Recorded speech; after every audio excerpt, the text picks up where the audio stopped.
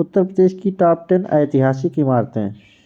चलिए हम चर्चा करते हैं उत्तर प्रदेश में कौन कौन सी ऐतिहासिक इमारतें हैं जहां हम लोग छुट्टियों के समय में घूम सकते हैं। भारत की संस्कृति, परंपरा और विरासत वास्तव में भारत के भवनों, मंदिरों, किलों और महलों में समृद्ध है। पहले हम देखते हैं आगरा का किला। उत्तर प्रदेश के आगरा में बना यह किला यूनेस्को की विश्व धरोहर में शामिल है। ये किला राजपूत राजा पृथ्वीराज चौहान के पास था। ये किला अपनी वास्तुशिल्प, नक्काशी और रंग रोगन के लिए प्रसिद्ध है। इस किले का निर्माण मुगल बादशाह अकबर ने 1573 में शुरू करवाया था।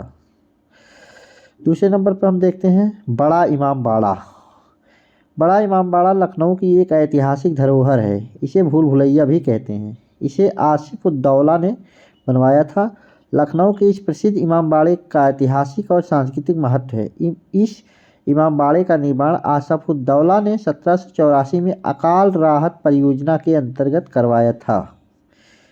ये बहुत छोटी छोटी बातें बहुत ही इम्पोर्टेंट है प्रतियोगी परीक्षाओं के लिए, इसलिए हमें ध्यान में रखना चाहिए कि आसिफ उद-दौला ने 1784 में अकाल राहत परियोजना के तहत इसका निर्माण करवाया था। ये प्रश्न पूछा जा सकता है कि भूल भुलैया का जो है निर्माण आसिफ उद-दौला ने कब करवाया था, किस लिए करवाया था।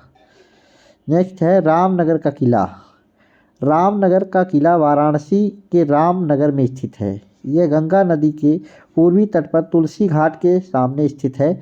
इसका निर्माण 1750 में काशी नरेश बलवंत सिंह ने कराया था। यह मक्खन के रंग वाले चुनार के बालू पत्थर से बना है। वर्तमान समय में यह किला अच्छी स्थिति में नहीं है। आरंभ से ही यह दुर्ग काशी नरेश का निवास रहा है। नंबर 4 बुलंद दरवाज़ा।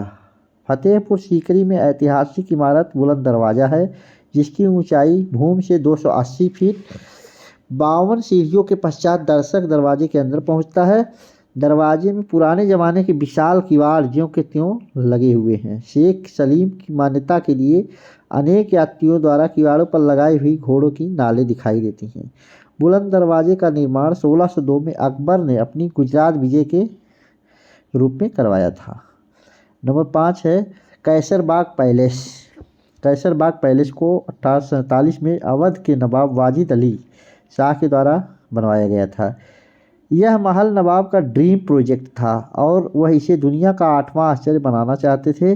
ब्रिटिश सरकार ने इस महल को उस दौरान नुकसान पहुंचाया जब उन्हें लगने लगा कि बागी नवाबों के बीच अपनी पकड़ बनाता जा रहा है। छठे नंबर पे ताजमहल। ताजमहल मुगल वास्तुकला का उत्कृष्ट नमूना है। इसकी वास्तु शैली फारसी, तुर्क, भारतीय और इस्लामी वास्तुकला के घटकों का अनोखा सम्मिलन है। सन 1983 में ताजमहल यूनेस्को विश्व धरोहर स्थल बना। ताजमहल को भारत की इस्लामी कला का रत्न भी घोषित किया गया है। ताजमहल का एक केंद्र बिंदु है। एक वर्गाकार नींव आधार पर बना श्वेत संगमरमर का मकबरा है। 7वें नंबर पर हम चर्चा करेंगे जामा मस्जिद के बारे में। आगरा की जामा मस्जिद एक विशाल मस्जिद है जो शाहजहां की पुत्री शहजादी जहां आरा बेगम को समर्पित है। इसका निर्माण 1648 में हुआ था और यह अपने मीनार सहित ढांचे तथा विशेष प्रकार के गुंबद के लिए जानी जाती है।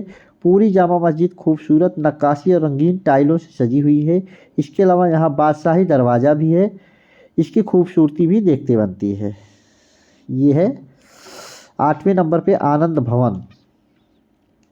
आनंद भवन जो है इलाहाबाद प्रयागराज में स्थित है। स्वराज भवन इलाहाबाद में स्थित एक ऐतिहासिक भवन एवं संग्रहालय है।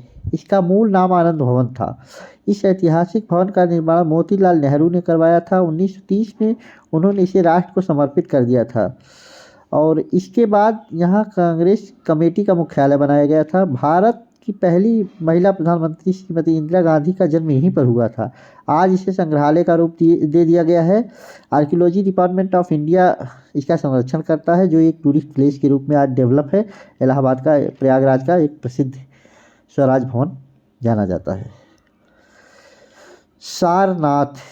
सारनाथ काशी अथवा वाराणसी के 10 किलोमीटर पूर्वोत्तर में स्थित प्रमुख बौद्ध तीर्थ स्थल है।